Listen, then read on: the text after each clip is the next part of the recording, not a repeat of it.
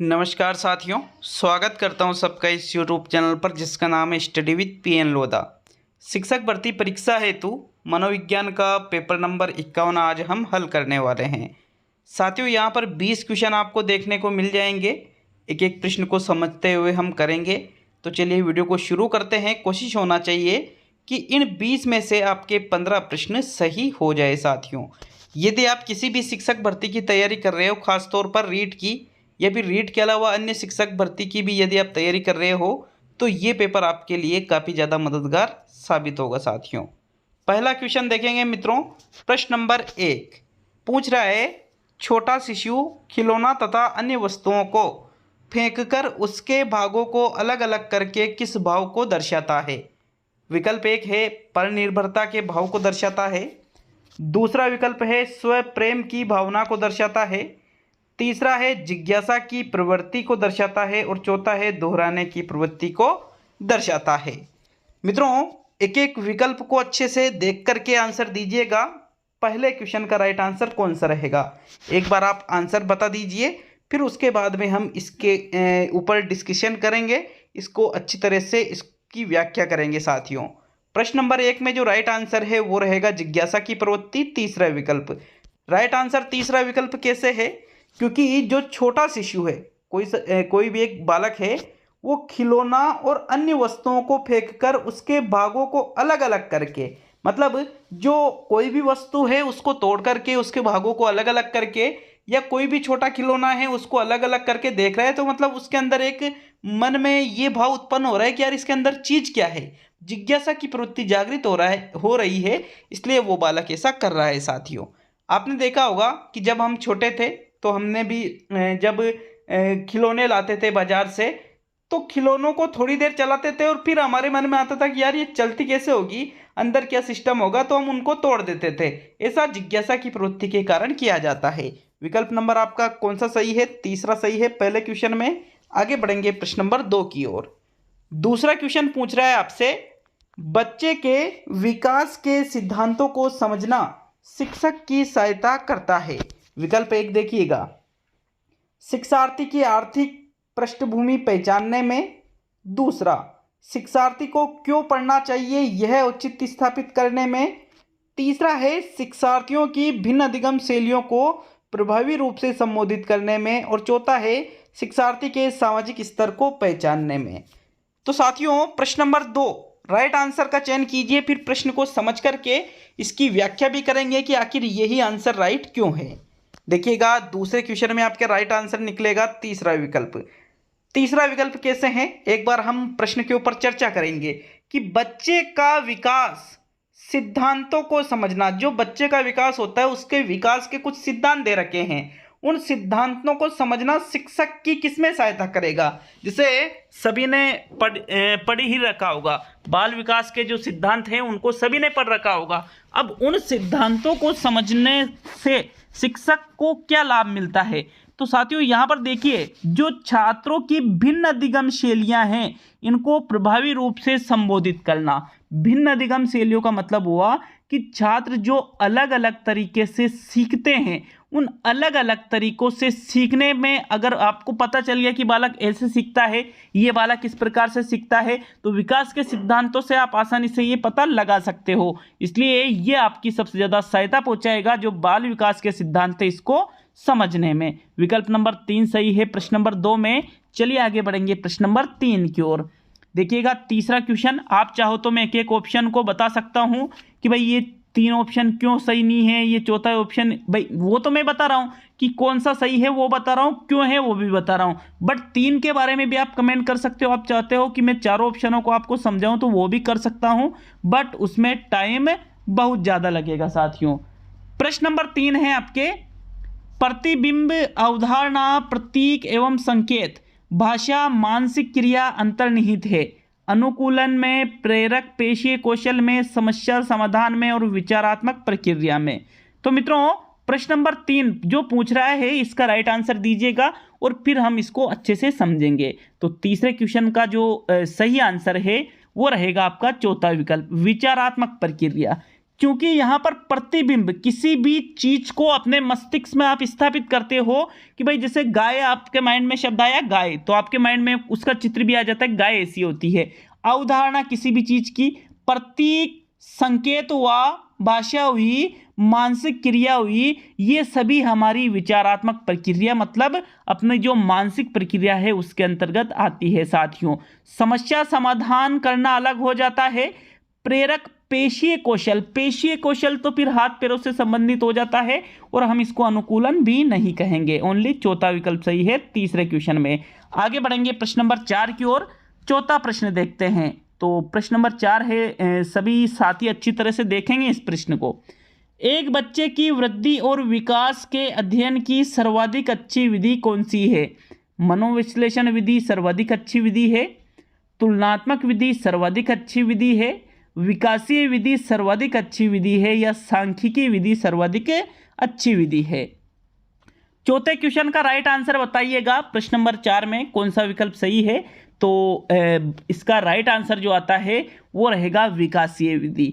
साथियों यहाँ पर देखिए, बच्चे की वृद्धि और विकास का अध्ययन आगे यदि आपको करना है तो इसके लिए सबसे श्रेष्ठ विधि विकासीय विधि को ही माना जाता है कि बालक का जो विकास जब से आरंभ होता है और जहाँ तक चलता है उसका अध्ययन करना, एक उसके विकास का अध्ययन करना विकासीय विधि में होता है। तो तीसरा विकल्प आपका सही है प्रश्न नंबर 4 में।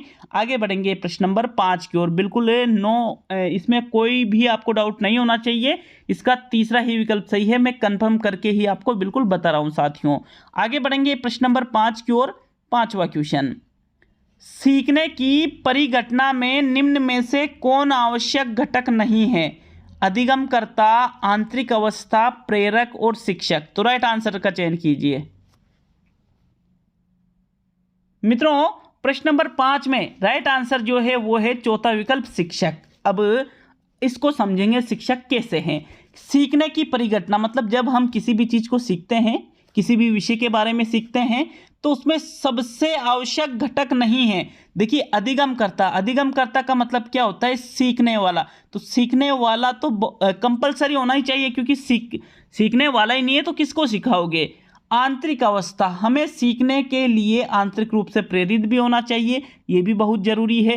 प्रेरक, सीखने के लिए प्रेरक भी, मोटिव भी वहां पर होना चाहिए। तो ये तीनों तो बिल्कुल कंपलसरी मानी जाती है सीखने की परिघटना में। लेकिन साथियों जो शिक्षक है, जरूरी नहीं है कि शिक्षक मतलब होता तो है, लेकिन यहाँ यूं है आवश्यक घटक नहीं है कि भाई कंपलसरी रूप से, तो शिक्षक का होना कंपलसरी रूप से वहां पर उपस्थित होना ये कोई आवश्यक घटक नहीं है साथियों।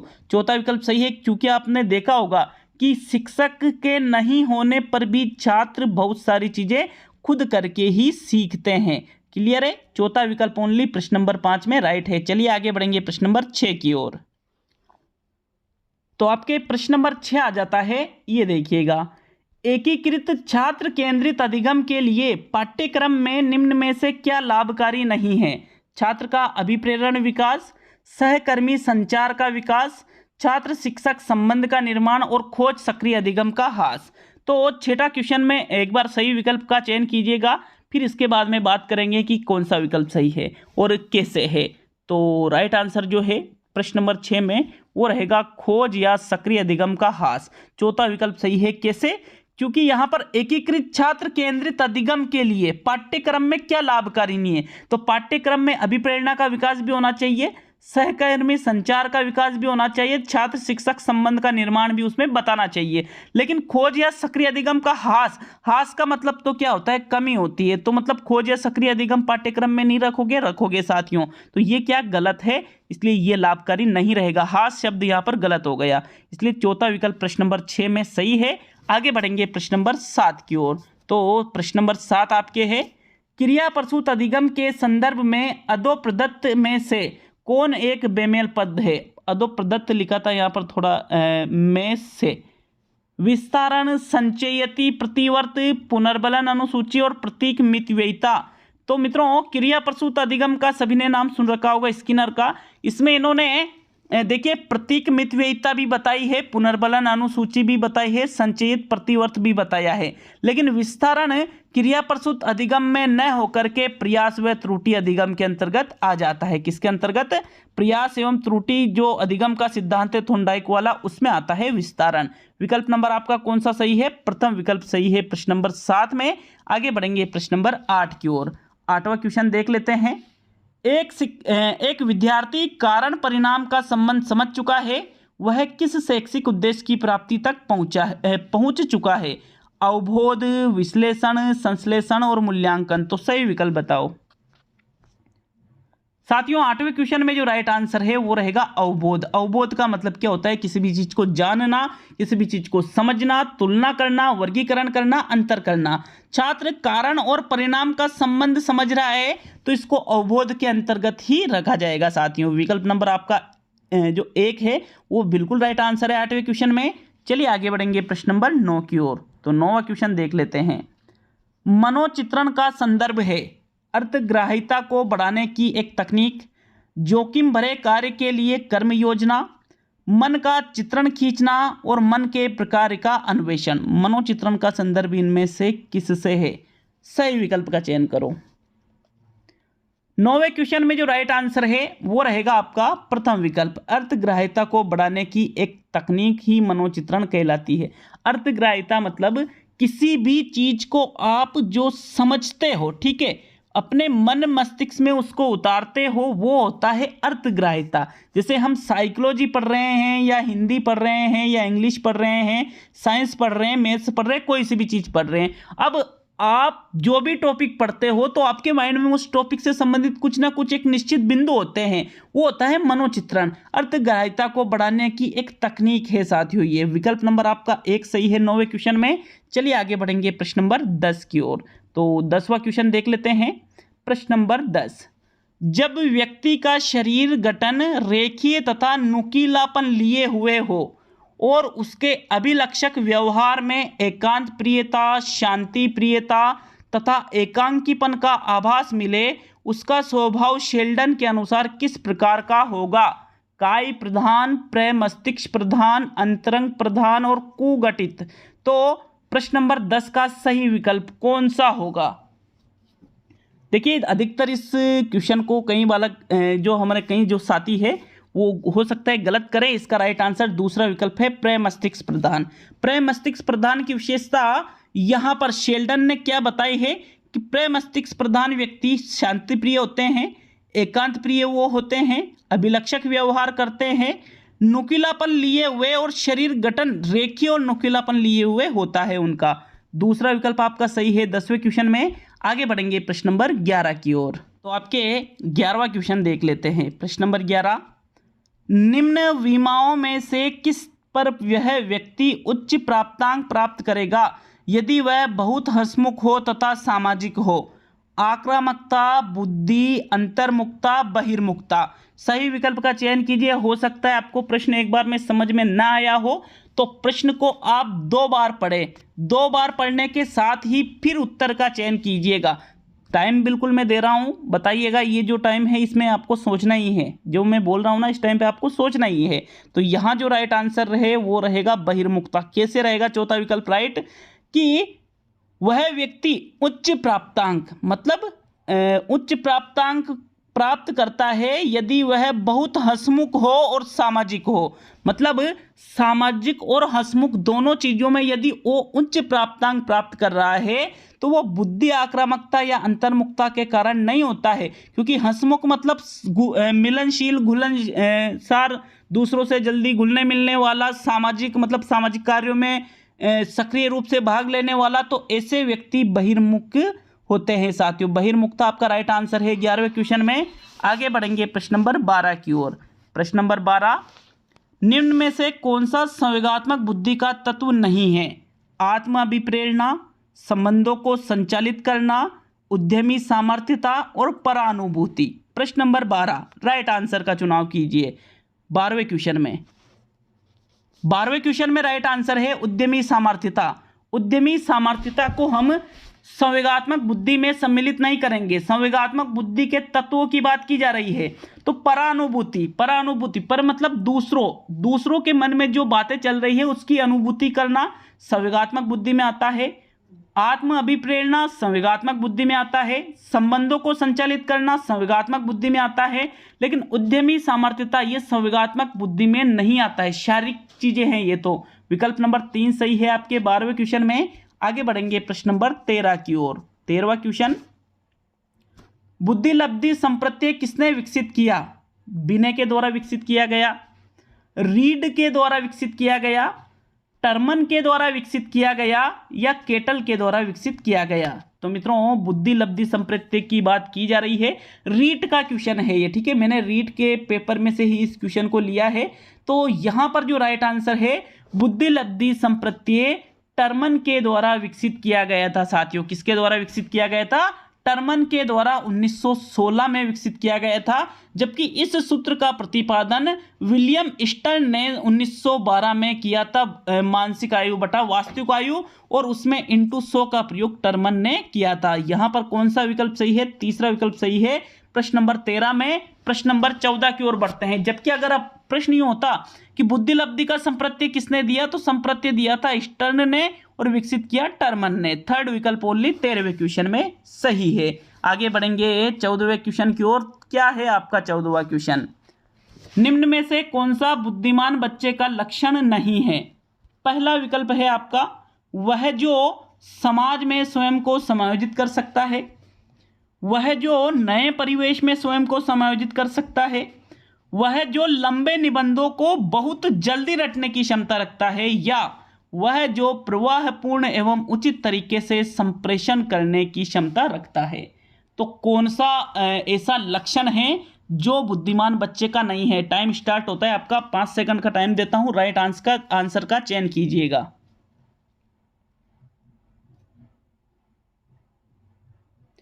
Time of. देखिए तीसरा विकल्प आपका सही है, वह जो लंबे निबंधों को बहुत जल्दी रटने की क्षमता रखता है। ये कोई बुद्धिमत्ता का लक्षण नहीं है। ये तो रटना कोई बुद्धिमत्ता थोड़ी होती है साथियों।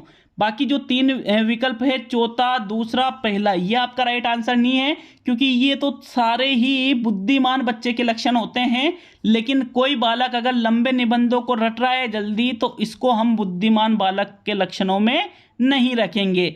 तीसरा विकल्प आपका सही है। खुद को अगर आप जल्दी समायोजित करते हो, समाज में नए परिवेश में स्वयं को जल्दी समायोजित कर लेते हो, प्रवाहपूर्ण और उचित तरीके से संप्रेषण करने की क्षमता यदि रखते हो, मतलब खुद के विचारों को अच्छी तरह से दूसरों तक पहुंचा देते हो, तो ये सभी चीजें बुद्धिमान बालक के लक्षण हैं। लेकिन तीसरा लक्षण नहीं है, इसलिए तीसरा विकल्प राइट है 14वें क्वेश्चन में। आगे बढ़ेंगे प्रश्न नंबर 15 की ओर। 15वां क्वेश्चन कमेंट करके जाइएगा। वीडियो अच्छा लगे तो लाइक और शेयर जरूर कीजिएगा। मैं ज़्यादा कहता नहीं हूँ कि भाई आप लाइक शेयर करो, लास्ट में कहता हूँ, बट मैं कह रहा हूँ साथियों, क्योंकि मुझे ऐसा लगता है कि आप न तो लाइक करते हो न शेयर करते हो। इतना तो आपका भी फर्ज बनता है, इतनी मेहनत करता हूँ तो एक छोटा सा लाइक ही मांगता हूँ। लाइक जरूर कर दीजिएगा वीडियो को, ताकि मुझे मोटिवेशन मिले साथियों। प्रश्न नंबर 15 आपके है, सशक्त अभिप्रेरणा सीखने का प्रभावशाली घटक है। इससे बालक स्वस्थ रहता है, ध्यान करता है, शीघ्र सीखता है और प्रसन्न रहता है। तो सशक्त अभिप्रेरणा में यूं नहीं है कि बालक अगर अभिप्रेरित है तो स्वस्थ रहेगा, बीमार तो तब भी हो सकता है, प्रसन्न रहेगा, ध्यान करना इनसे बेटर चीज है शीघ्र सीखेगा। अगर वो सशक्त रूप से अभिप्रेरित है तो वो किसी भी चीज को शीघ्र सीखता है। विकल्प नंबर आपका 3 सही है 15वें क्वेश्चन में। आगे बढ़ेंगे प्रश्न नंबर 16 की ओर। तो चलिए प्रश्न नंबर 16 पे आते हैं। 16वां क्वेश्चन, हम सभी में आवश्यकता के अनुसार अभिप्रेरण की शुरुआत होती है। छात्र की वह आवश्यकता जिसे उसको सर्वप्रथम पूरा करना चाहिए। सम्मान, शारीरिक, सामाजिक और आत्म अनुभूतिकरण। कौन सा विकल्प सही है? सही विकल्प का चयन कीजिए, फिर इसको एक्सप्लेन करेंगे। 5 सेकंड का टाइम देता हूं।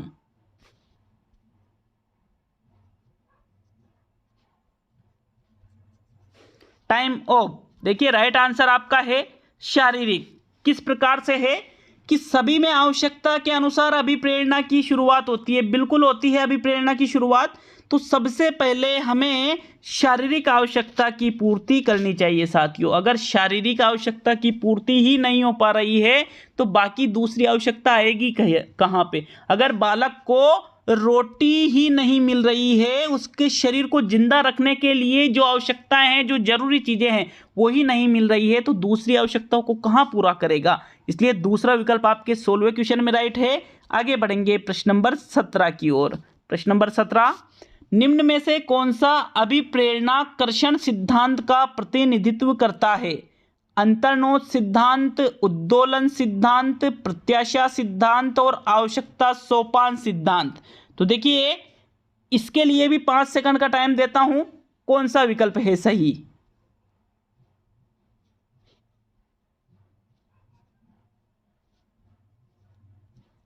टाइम ऑफ साथियों। इसका जो राइट आंसर है वो रहेगा प्रत्याशा सिद्धांत। देखिए कर्षण सिद्धांत के अंतर्गत दिए गए विकल्पों में से सिर्फ प्रत्याशा सिद्धांत ही आएगा। बाकी अंतर्नोद सिद्धांत, उद्दोलन सिद्धांत, आवश्यकता सोपान सिद्धांत ये कर्षण में नहीं आते हैं साथियों। यहां ओनली थर्ड विकल्प सही है 17वें क्वेश्चन में। आगे बढ़ेंगे प्रश्न नंबर 18 की ओर। 18वां क्वेश्चन आपसे पूछ रहा है, क्रो एंड क्रो के अनुसार प्रतिभाशाली बालकों को किस प्रकार अध्ययन करना चाहिए। एक ही कक्षा में अध्ययन, विभिन्न कक्षाओं में अध्ययन, घर पर ही अध्ययन और छोटे बालकों के साथ अध्ययन।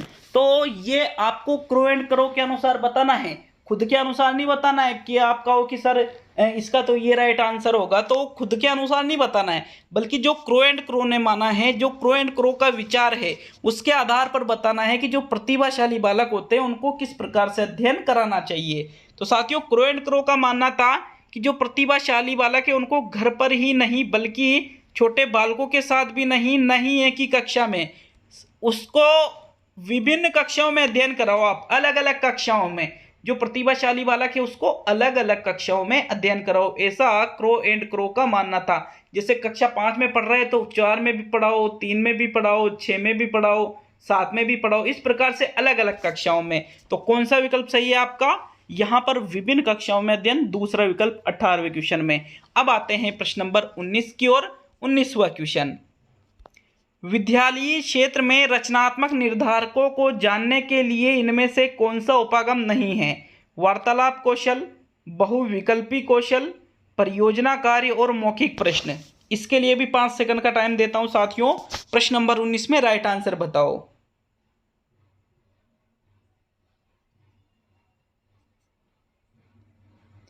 देखिए इसका जो राइट आंसर है वो रहेगा बहुविकल्पीय कौशल। कैसे रहेगा, विद्यालय क्षेत्र में रचनात्मक निर्धारक, तो रचना साथियों आप मौखिक रूप से परियोजना कार्य या वार्तालाप कौशल, इनके माध्यम से तो रचनात्मक कौशलों का आप निर्धारण कर सकते हो। लेकिन बहुविकल्पीय कौशल में क्या होता है, जैसे अपने ऑब्जेक्टिव टाइप के क्वेश्चन होते हैं तो वहां पर क्या होता है साथियों, ऑब्जेक्टिव टाइप के क्वेश्चनों में कोई रचनात्मकता का पता नहीं चलता है। इसलिए बहुविकल्पीय कौशल आपका राइट आंसर है, क्योंकि इससे रचनात्मक निर्धारकों को आप सही से नहीं जान पाते हो। दूसरा विकल्प है राइट आंसर 19वें में। अब आज का अंतिम और 20वां क्वेश्चन। वीडियो अच्छा लगे तो लाइक शेयर करना नहीं भूले, और चैनल पर नए हो तो चैनल को सब्सक्राइब जरूर करके जाए साथियों, बेल आइकन दबा सकते हो आप। 20वां और अंतिम क्वेश्चन है, राष्ट्रीय पाठ्यचर्या की रूपरेखा 2005 के आधारभूत सिद्धांतों में निम्न में से कौन सा भाग सम्मिलित नहीं है। पहला, अच्छी बाह्य परीक्षाओं का आयोजन करना। दूसरा है रटने को महत्व प्रदान न करना। तीसरा है पुस्तकों को इतर प्रदान करना। और चौथा है ज्ञान को वास्तविक जीवन से जोड़ना। तो देखिए एनसीएफ 2005 के आधारभूत सिद्धांतों की बात की जा रही है, तो ये ज्ञान को वास्तविक जीवन से जोड़ने पर बल देता है, रटने को महत्व प्रदान नहीं करता है। अब यहाँ पर ये दोनों तो बिल्कुल क्लियर है कि भाई ये भाग तो सम्मिलित है, और आपको क्या देखना है, भाग सम्मिलित नहीं है। अच्छी बाह्य परीक्षाओं का आयोजन और पुस्तकों को इतर प्रदान करना, तो देखिए पुस्तकों से इतर ज्ञान भी बच्चों को प्रदान किया जाए, मतलब जो पुस्तकों में है उसके अलावा भी बच्चों को ज्ञान दिया जाए, तो ये भी आपका इसमें भाग है साथियों। बल्कि अच्छी बाह्य परीक्षाओं का आयोजन करना ऐसा एनसीएफ 2005 नहीं कहता है। विकल्प नंबर 1 सही है 20वें क्वेश्चन में। अगर किसी प्रश्न पर डाउट हो तो जरूर कमेंट करके जाइए साथियों, उसमें आवश्यक संशोधन किया जा सकता है। वैसे मैंने पूरी सावधानी रखी है, लेकिन फिर भी अगर कोई मिस्टेक हो जाती है तो उसके लिए मैं क्षमा प्रार्थी हूं और उसमें पूर्णतः संशोधन जरूर किया जाएगा। कमेंट करके जाइए कैसा लगा, क्या मिस्टेक है क्या मिस्टेक नहीं है। बहुत बहुत धन्यवाद, मिलते हैं अगले वीडियो में।